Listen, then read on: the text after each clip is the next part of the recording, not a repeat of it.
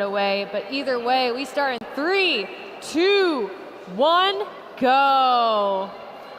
We've got Team Sudan, Uzbekistan, and Nepal squaring up with the Eswatini, Togo, and the Bangladesh. Again, those teams that we are focusing on all morning and all afternoon with you. For those of you joining, again, these two regional alliances are all working alongside and with one another, trying to get those carbon particles into their various compressors, getting them hucked into the middle of the field. Those laser beams are making their way in. The central carbon sink is getting loaded up with carbon. That's exactly what we want to see, not only in gameplay, but across the world as we try to capture all that carbon. We have a lot of human players taking in on the action in this round, which is great to see. It shows that with robotic solutions, there's also a human element to everything that we're doing. In terms of the human element, from Togo, one of the countries that's represented out here right now, the first 3D printer in all of Africa was actually built there for less than $100. We have talked about over time, including some of the speakers with us earlier in the week, about how we now are analyzing DNA in 7 hours for under $200. We're doing so much more with so much less, and it's because of the technological innovations of young leaders and learners right here.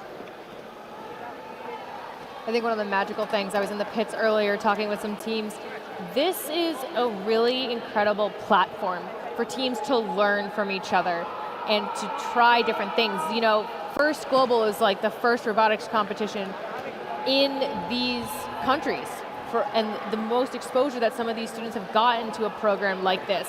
And then there are some other countries that have had a team established for maybe if the entire 5 years that First Global has been around. They're all learning from each other. They're all gaining insight from each other. They're sharing resources, not just the awesome gifts that we've talked about, but also the gift of knowledge. And that includes, again, during that lunch break that we were just in, the number of teams that were actually in one another's pits helping to work to rebuild their robots, to strengthen their alliances heading into these afternoon matchups. It is both incredible to witness and also, again, a testament to the human will if we are all willing to work together to solve problems.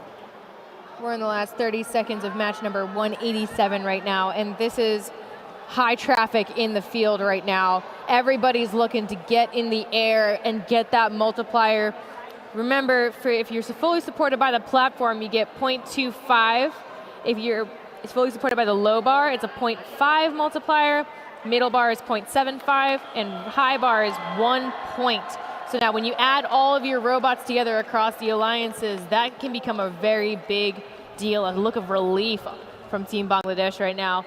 Match is over, but waiting for those results will be the next step. It did look like all 6 of those robots on both alliances had at least made it onto that platform. Again, different levels in which that incremental scoring can happen at the end. It might cancel out, but we'll see in a few minutes.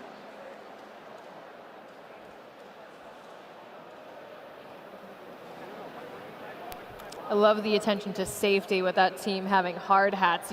The carbon this year is not going to hurt that much, but never hurts to be safe. Love it. You also cannot be hard-headed heading into any of these challenges. You got to be flexible. You got to be adaptive. We're saying the same exact thing.